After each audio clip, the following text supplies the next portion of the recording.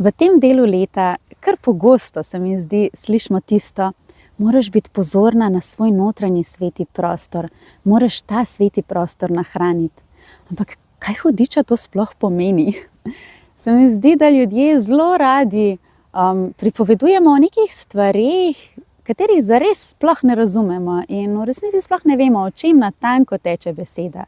Zato bi te tukaj jaz povabila, da ti zase pomisliš, kaj pa svetost zate pomeni?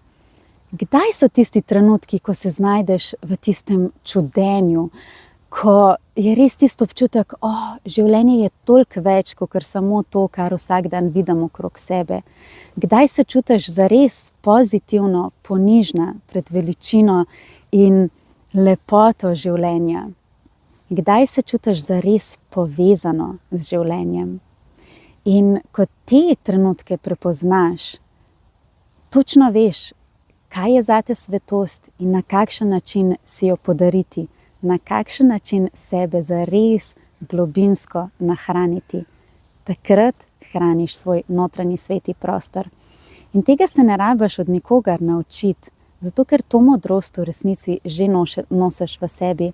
Samo mogoče jo moraš malo bolj podrobno spoznati.